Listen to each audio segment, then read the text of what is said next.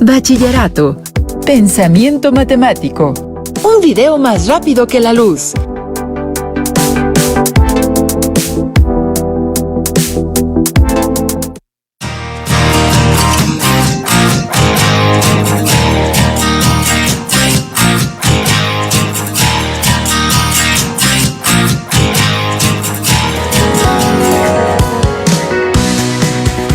Hola, bienvenidos a un nuevo capítulo de Pensamiento Matemático, en el que los volveremos a hablar del lado divertido de las matemáticas.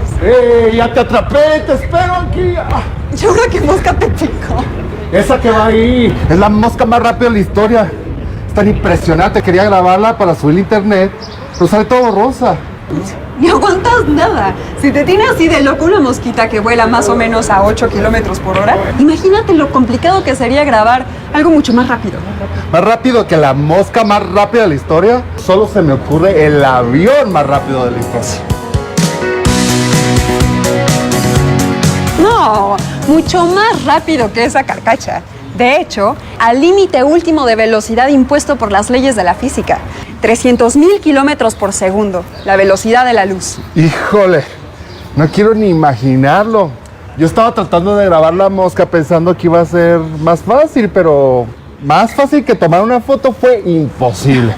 Bueno, tampoco te pongas triste.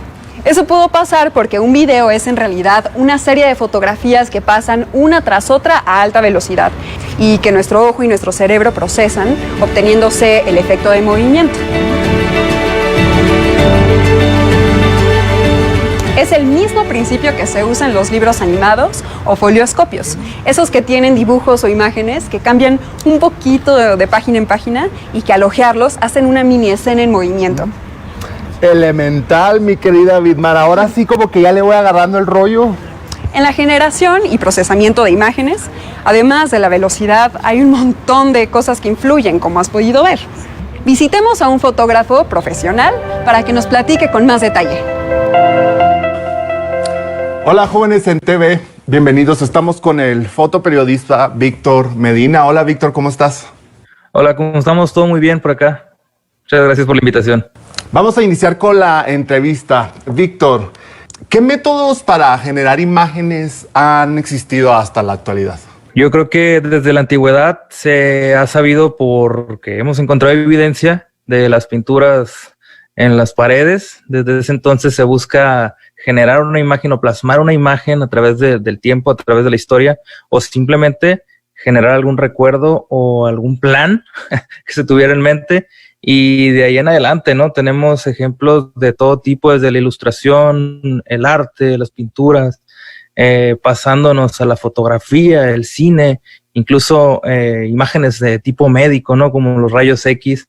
Siempre hemos tenido esa necesidad de plasmar una idea, de plasmar algún pensamiento o de plasmar simplemente algo que está pasando con nosotros.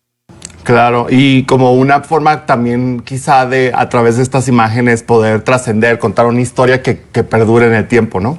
Exactamente, guardar esa historia, guardar un momento, guardar una emoción, guardar un sentimiento. El cine es eso, son imágenes, es movimiento. La fotografía como tal es eso, es emoción, es sentimiento, es plasmar un momento de la historia. Conocemos la guerra, conocemos qué es lo que ocurrió a través del tiempo gracias a la fotografía, gracias a la pintura, gracias a esas personas que plasmaron un momento del tiempo a través de la imagen. Víctor, ¿qué factores o qué parámetros influyen en una buena calidad fotográfica de una imagen fotográfica? Mira, yo tengo una especie de teoría que ha sido adaptada por varios autores. Tiene que ver, para mí una buena fotografía tiene que tener la emoción, tiene que tener un momento decisivo, como lo decía Henri Cartier-Bresson, tiene que tener un momento de la velocidad, el tiempo, la exposición, todo en sincronía, jugando para hacer una imagen, pero que además tiene que guardar esa emoción, tiene que tener un momento específico de la historia.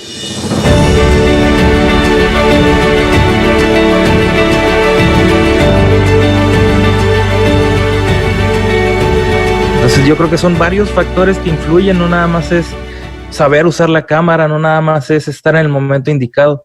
Hay que conjugar todos los factores que existen dentro de la fotografía para que la imagen sea una imagen que perdure, una imagen que resista el tiempo y que explique un fenómeno social.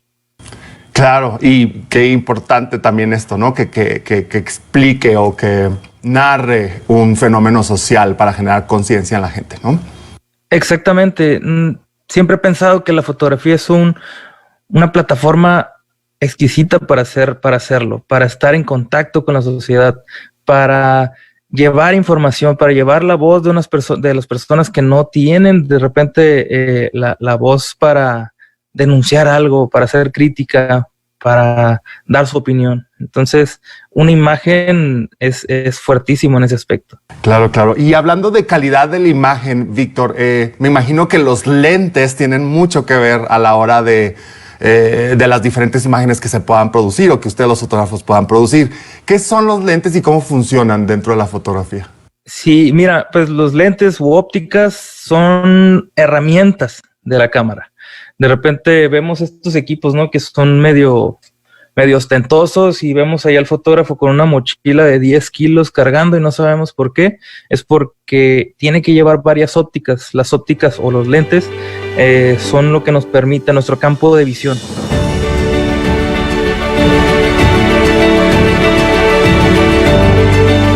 Entonces hay ópticas de todo tipo, hay ópticas que son muy abiertas, panorámicas, hay ópticas que son tipo zoom, que es el lente largo que vemos en los partidos de fútbol o en los juegos de béisbol, que son para alcanzar largas distancias. Y por supuesto, hay una gran diferencia entre los lentes. De repente también vemos ahí precios exorbitantes de lentes muy caros que tienen que ver con la luminosidad de cada lente. Entonces, hay lentes que son no precisamente para eso, pero por ejemplo de deporte, que son un poquito más grandes, tienen un diafragma mucho más amplio, que es para captar más luz a mayor velocidad y que nos permite hacer fotografías muy distintas. Entonces, de repente vemos las fotos de las Olimpiadas y son fotografías espectaculares, pues, están muy lejos, es una distancia muy larga, en condiciones a veces de muy poca luz y que se congela a la perfección lo que está ocurriendo. Entonces, las ópticas nos sirven para adaptarnos a la situación como parte de la herramienta que es la cámara. Muy bien, perfecto. Y hablando de características particulares ya de utilizar la cámara en la fotografía, ¿qué son y cómo se relacionan, por ejemplo, el diafragma, la sensibilidad o ISO y la velocidad de exposición en la fotografía? Mira, yo sé que muchos jóvenes se van a identificar con lo que voy a decir. Si alguna vez jugaron Zelda, recuerdan la Trifuerza. Eso es, esos tres elementos que me acabas de decir. La sensibilidad, que es el ISO de la cámara, la velocidad de obturación y el diafragma. Son tres elementos fundamentales para hacer fotografía que tienen que ir conjugados para lograr que la cámara logre un buen resultado. Falta otro elemento por ahí que es el exposímetro. El exposímetro nos sirve demasiado para saber cuándo están conjugados esos tres elementos y poder hacer fotografía. Te podría decir exactamente cómo definir estos tres, pero nos aventaríamos una clase de 2 o 3 horas y pues a la brevedad, la sensibilidad es la capacidad de la cámara de registrar la luz, de convertir esa luz que estamos viendo, que estamos captando, a una imagen digital. En este caso es a números alfanuméricos para lograr el resultado y verlo en una computadora. En tiempos atrás era el rollo fotográfico que pues, algunos lo conocen, yo creo que ya las nuevas generaciones no lo conocen, lo ven más en las cartuchos de cine, ¿no? Que era ese film, es la sensibilidad que tenía ese film. La velocidad de obturación, que es otro de los elementos, es el tiempo en el que tarda la cámara en abrir y cerrar el ojo. Abrir y cerrar el ojo. Ese tiempo de exposición está sumamente ligado con la fotografía porque es el tiempo en el que voy a poder captar alguna imagen o algún fenómeno que está ocurriendo. Dígase, un carro de Fórmula 1, tengo que hacer un tiempo de exposición muy corto, porque si lo dejo muy largo, lo que va a pasar es que se va a barrer. De repente vemos nuestras fotos en los celulares y vemos que salen barridas y no sabemos por qué. Es porque la velocidad de nuestro celular sincronizó muy lento, dejó abierto demasiado tiempo que la persona o lo que queríamos tomar se movió y salió barrido. Entonces el tiempo de exposición es algo muy importante y de ahí entra la apertura del diafragma, que es simplemente la cantidad de luz que permito que entre por el lente o por mi óptica. Claro, y tiene mucho que ver, y me imagino que nos podemos relacionar con este tema, pero por ejemplo, si vas a un juego de básquet, ¿no? Y yo quiero tomar fotos de gente que se está moviendo muy rápido, ¿tiene que ver esto con que no se te barra la imagen y me imagino la apertura lente, etcétera, ¿no? Totalmente. Empezamos, yo siempre he tenido algunas reglas ahí para hacer fotografía deportiva, sobre todo en lugares con poca luz, como son los estadios, los auditorios, que es la de pensar primero qué es lo que necesito. Esta regla, los tres elementos se conjugan conforme el fotógrafo tenga la idea o tenga en mente qué es lo que quiere lograr. Y en este caso, que es el deporte, piensas primero en la velocidad de obturación, que tiene que ser una velocidad alta para alcanzar a congelar el momento. ¿Y qué te deriva de esto? Que tienes que utilizar una óptica muy luminosa y la sensibilidad del ISO tienes que levantarla para alcanzar a lograr esta velocidad. Porque si tú no compensas los otros elementos, te va a salir una imagen oscura, te va a salir una imagen o muy oscura o muy clara. Muchas gracias, Víctor. Y por último, en 2 tweets, mi pregunta sería, ¿cómo utilizas las matemáticas en tu profesión, así en 140 caracteres? ¿Y a qué sabe la luz, Víctor? ¿Cómo utilizo las matemáticas? Aunque no parezca, la fotografía está llena de matemáticas, está por todas partes plagada de matemáticas y lo veía hace unos días apenas con el sentido de la distribución que tiene la composición en las imágenes, que la composición fotográfica es algo muy importante, es cómo distribuimos los elementos que tenemos enfrente para armar un cuadro. Esa simetría que de repente vemos, además no nada más se queda en lo que estamos viendo, sino en el uso de la cámara. De repente los números son bien importantes, el ISO 100, 200, 400, cómo va aumentando esas fracciones, las fracciones de la luz que utilizamos. Entonces las matemáticas están 100% plagadas en la fotografía y a veces no nos damos cuenta.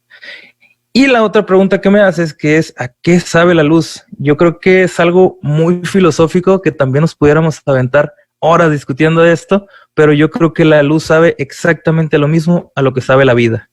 Entonces, a mí me gusta plasmar la vida, me gusta plasmar todos los matices que tiene la vida, desde lo trágico hasta lo más alegre, y la luz es fundamental para mí. Yo no puedo pensar en mi profesión sin tomar en cuenta la luz. Víctor, qué interesante. Muchas gracias. Platicar contigo fue un placer. Muchas gracias por tu tiempo. Y jóvenes, muchas gracias por aquí. Continuamos en este programa. Gracias, Víctor. Muchas gracias por la invitación. ¡Guau! Aunque todo el tiempo estamos rodeados de imágenes físicas y en movimiento, no me había puesto a pensar en cómo se hacían. La fotografía es un mundo apasionante en el que la ciencia y el arte se entrelazan y conviven en perfecta armonía. Sí, muy bonito todo eso, pero a mí lo que más me gusta es la velocidad. Elemental, mi rápido amigo, pero no te aceleres demasiado. Antes de continuar, tenemos que hablar del parámetro más importante para la fotografía: la luz. Y para eso, tengo al invitado perfecto para aclarar todas nuestras dudas. ¡Vamos!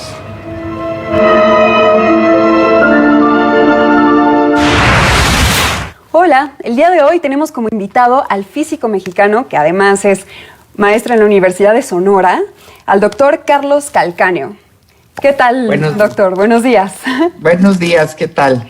Mucho gusto. Mucho gusto. Pues bueno, el día de hoy nos gustaría que pudiera hablarnos sobre, de una manera muy sencilla, ¿qué es la luz?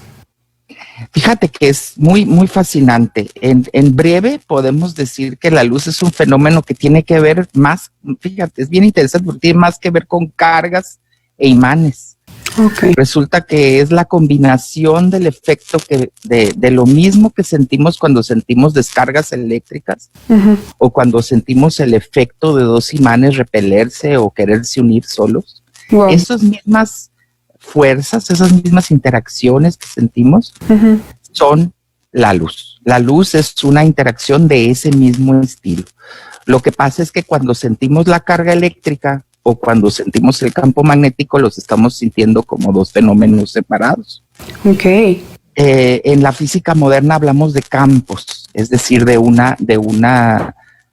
efecto que emana de los imanes y emana de las cargas. Entonces, este campo sale de las cargas, sale de los imanes, pero también se puede generar cuando una carga se acelera, se puede generar que los dos campos salen a la vez y salen entrelazados, soportados uno sobre el otro.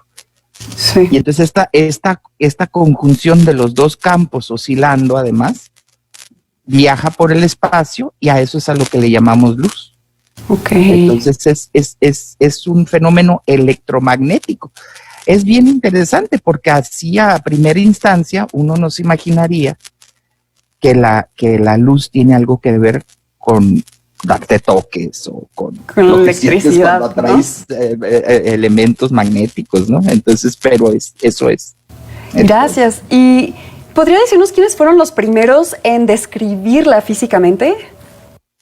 La historia es muy interesante porque la luz, pues, nos fascina a todos, ¿no? Como nosotros percibimos al universo por la vista primero, ¿no? Es uno de los medios por los que más percibimos la naturaleza. Y por lo tanto tiene una historia larga de estudio. La luz ha fascinado a la humanidad porque tiene que ver con ver, y ver es fundamental para el ser humano. Los griegos ya describían la luz. De hecho, la palabra óptica, que es el estudio de la luz, es una palabra griega. Desde entonces, Ptolomeo estudiaba la luz. Hay recuentos así, leyendas, porque parece ser que no pudo ser, pero hay una leyenda de que Arquímedes usó espejos para enfocar la luz del sol y destruir los barcos de los romanos que venían a atacar una isla y una fuerte griego ahí en Sicilia, ¿no? En aquellos entonces estamos hablando de entre el 214 y 212 antes de Cristo, hace mucho. Entonces desde los griegos se estudia la luz, pero en la época de oro de la era islámica, los árabes estudiaban también la luz y ellos lograron estudiar, matematizarla incluso. Y fue ya en el Renacimiento cuando se le dio, digamos, la versión que conocemos actualmente, sobre todo de la parte de la óptica geométrica, la parte que trata la luz como si fueran rayos que vienen en línea recta y rebotan de los objetos. Entonces esta óptica que muy probablemente estudiamos en la prepa o estudiamos en la secundaria, aunque no le llamen así, ¿verdad? Pero cada vez que estudiamos y que nos ponen una imagen de espejos y el rayo llegando y reflejándose y toda esta idea del ángulo de incidencia, el ángulo de reflexión, que yo sé que se estudia desde la primaria, porque mi hijo lo estudia.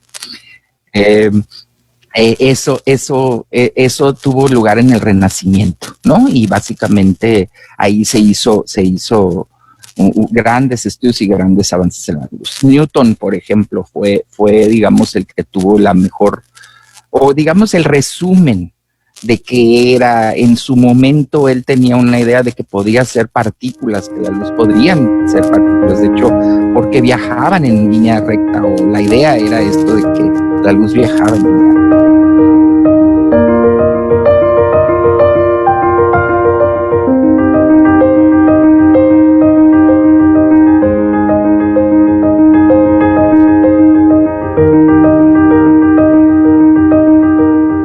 Sorprendente, ¿no es así? Muchísimo. Ahora sí que, como dice mi paisano Yair, estoy totalmente alucinado. Igual me quedé yo esta mañana cuando leí una gran noticia. Un grupo de investigadores de la Universidad de Quebec en Canadá acaba de diseñar y construir la cámara más rápida del mundo, capaz de capturar imágenes a una velocidad de 10 trillones de cuadros por segundo. No inventes, suena que es un montononal, de verdad. Sí, nada menos que un 10 seguido de 18 ceros.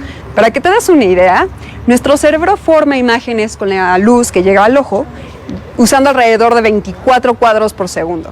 Puede sonar a que es poco, pero aún así es una maravilla. Elemental, compañera.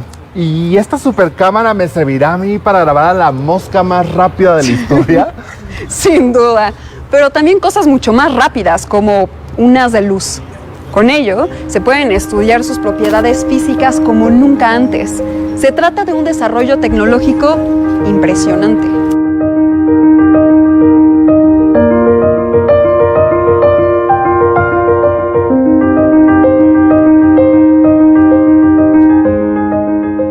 Y ahorita que nos está platicando de los espejos y de la reflexión, ¿nos podría hablar muy brevemente de en qué consiste el experimento de Michelson y Morley y por qué es tan relevante? Sí, lo que pasa es que, fíjate, para esa época la luz, muchas personas pensaban que, bueno, por allá en el siglo XV, por allá, ¿no? Muchas personas pensaban que la luz viajaba de manera infinita, o sea, que no había velocidad entre la emisión de la luz y su llegada a nosotros. Y esta idea persistió hasta la época de Galileo. Galileo fue el primero que dudó de eso y de hecho él pudo medir que existía una diferencia entre los eclipses de Júpiter. Dependía si de las lunas de Júpiter por Júpiter. Júpiter oculta sus lunas. Y entonces había una diferencia de la observación en las lunas de Júpiter cuando se observaba a Júpiter más cerca o cuando se observaba más lejos.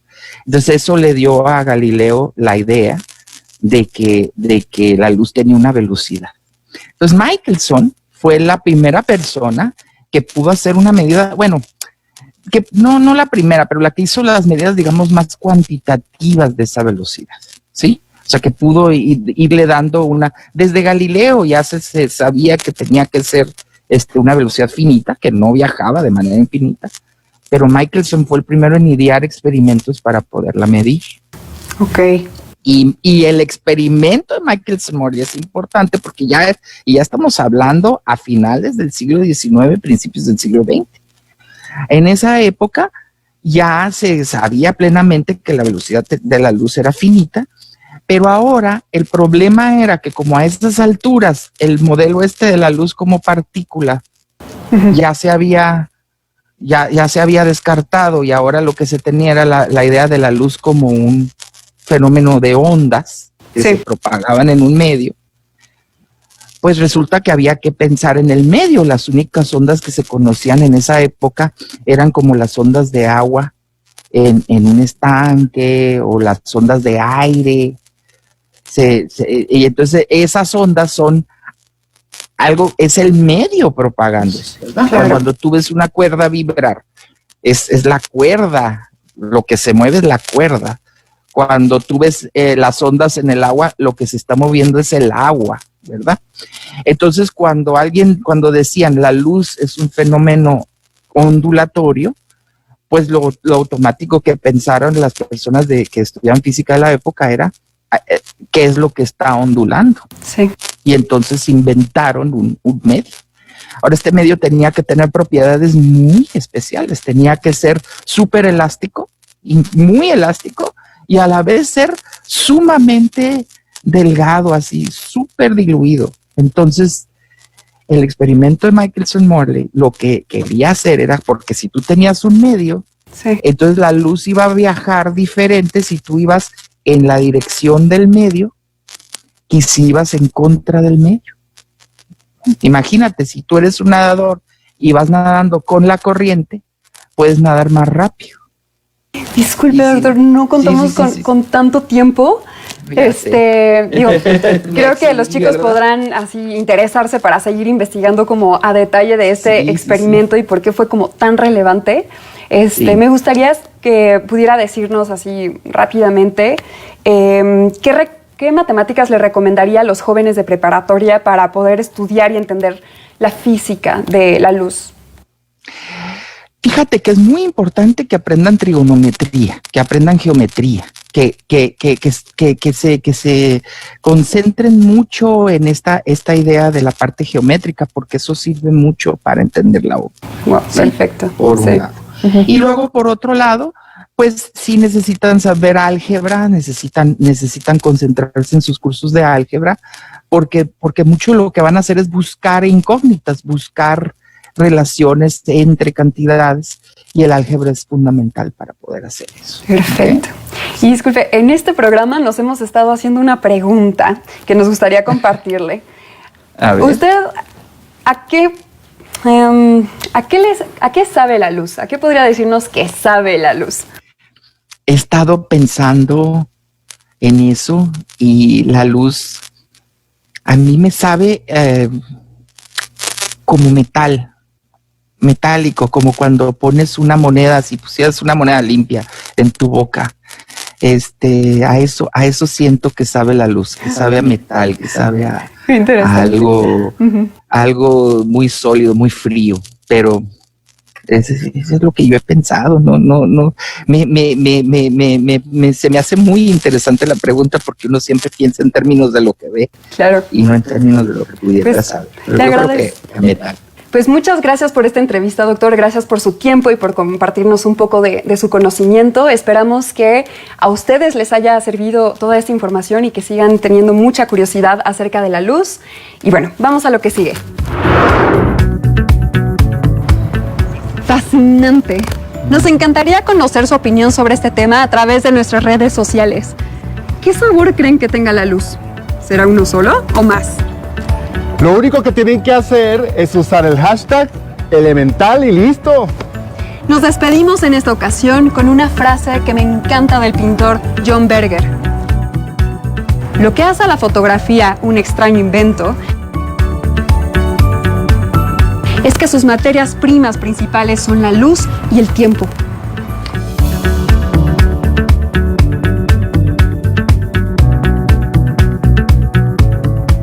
Hasta el próximo programa. Adiós. Adiós.